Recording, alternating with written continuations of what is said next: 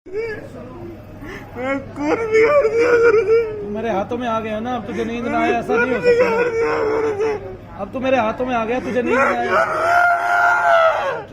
आजा मेरे प्यारे बच्चे, आजा आजा, तू मेरे हृदय से लग जा, सब ठीक हो जाएगा।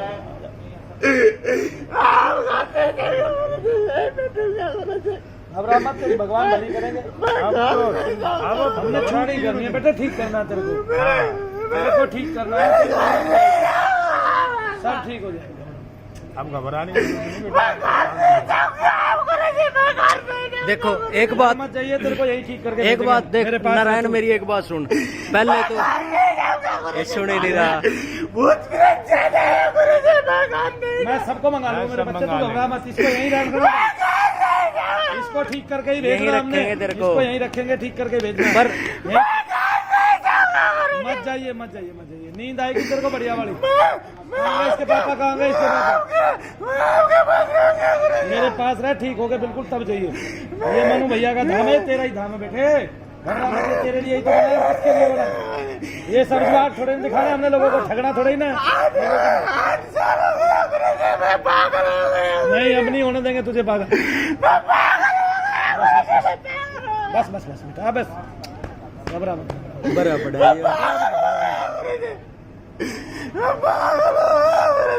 कितने लोगों के कमेंट आते हैं कि वहाँ ठगे गए, मारे गए, धूर्त हो गए, परेशान हो गए। इन बच्चों को राहत नहीं मिल रही है। ये हृदय से लगाने के लिए काला 21,500 रुपए भी ले लेता है, इनको हृदय से नहीं लगाता। नहीं बेटे, पागल नहीं होगा, घबरा मत तू। आप तो घबरा ठीक करके भेजेंगे, तो ठीक करके भेजेंगे। बस तू घबरा मत, मेरे पास है।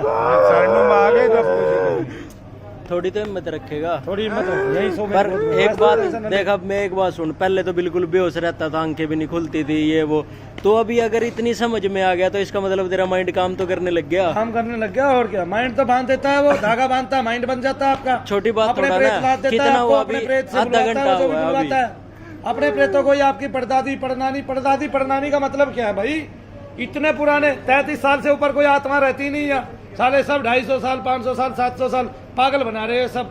अरे उससे 150 साल की एक बात पूछ लो, 150 साल पहले क्या था, क्या क्या हुआ था, कौन कौन वो था, तेरा साथी कौन कौन था, एक का नाम नहीं बता पाएगा। अपने माँ बाप तक का नाम नहीं बता पाती है आत्मा। 33 साल के अंदर ही सब कुछ भूल जाती है, शरीर से निकलते ही। आगे समझ में, तांत्रिक पकड़ के सब कुछ भुला देता है 1 सेकंड में, सब कुछ मंत्रों द्वारा। अरे क्या बात है, कैसे बहकाया जाता है लोगों को, मुझे समझ में नहीं आ रहा।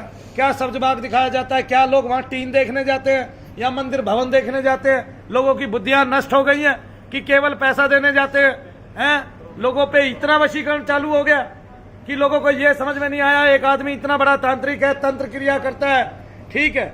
अरे आरती में ही लिख रहा है, आरती में इतनी गंदी लाइन लिख रहा है कि आप लोग सुन नहीं पाएंगे। आरती में ये है, ठीक है, माता कामरू के साथ संभोग किया और क्या कहते हैं वो किया, आप लोगों को वो दिया, वरदान दिया। अरे ये कोई ऐसी आरतियां होती हैं? बताओ, ऐसी आरतियां होती हैं क्या? बताओ, माताएं बहनें बैठी हैं, यहाँ ऐसी आरतियां होती हैं क्या? बताओ। तो मैं क्या गलत कहता हूँ कि उसने रखेल रखी हुई थी, वो उस रखेल को पुजवा गया सबसे। माता कामाख्या बना के रखेल पुजवा रहा है, वीणा लेके बैठी है माता कामाख्या, वीणा लेके बैठी है। माता कामाख्या है कौन ये तो जान लो, माता सती का योनि स्वरूप है, और वहीं से समग्र संसार की उत्पत्ति हुई है। वहां से सारा तंत्र चालू होता है, वहीं पे बैठ के। नाभि से नीचे का सारा हिस्सा आपका तंत्र एरिया है, इससे ऊपर सारा सात्विक हो जाता है, मंत्र चालू होता है।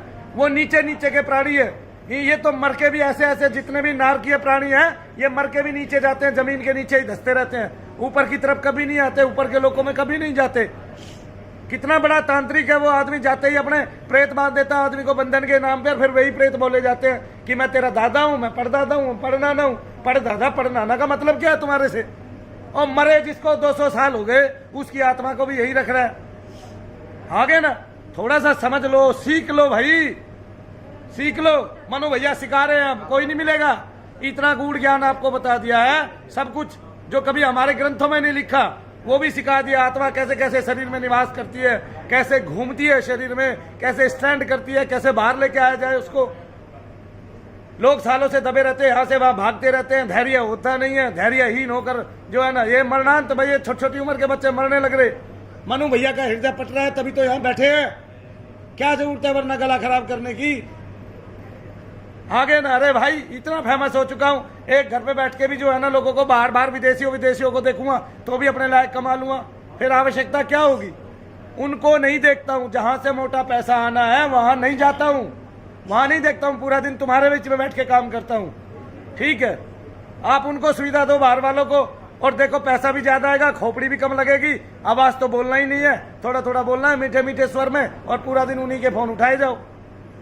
और वो चाह रहे हैं बेचारे, उनको चाह के कोई नहीं मिल रहा, और मैं तुम्हारे बीच में बैठा हूं, तुम कदर नहीं समझ रहे।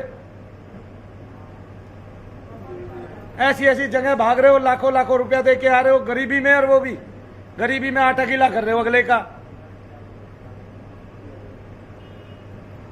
इस बच्चे का दर्द 2100 रुपए भी ले लिया, मिला भी नहीं, मिला तेरे से वो सांड, कल्लू सांड मिलता नहीं। ये बच्चे हृदय के लगाने लायक है, ये कल को ठीक हो जाएगा, ये आपकी महत्ता समझेगा। जब ये ठीक ही नहीं होगा, महत्ता क्या समझेगा संसार की। इसको तो लूट लिया गया है, ठग लिया गया है, मार दिया गया है इसको। ये और 4 महीने के अंदर मर जाता कि नहीं मर जाता। फिर इस बच्चे को अपना होश आने लग गया है, धागा काटते ही इतना काम हो गया। अब मैं धागे बांधूंगा और धागे की कीमत बताता हूँ। शाम तक इस बच्चे की हालत दिखाऊंगा मैं सबको, शाम तक, केवल शाम तक दोनों प्रेत गायब होंगे, और इस बच्चे का केवल क्या होगा, इस बच्चे को अपना होश आने लगेगा और ये बात करेगा। रात को पहली बार इसको बाबा के दूध सुखद नींद देंगे, और ये धाम में ही सोएगा। बोलो सच्चे सबसे अच्छे शनिदेव की जय, साबिर प्यारे की जय। और रामपाल पर आज भी डॉक्टर पदौरिया की आत्मा को बुलाया जाएगा और हंटर पे ले जाएंगे। देखा जय शनिदेव।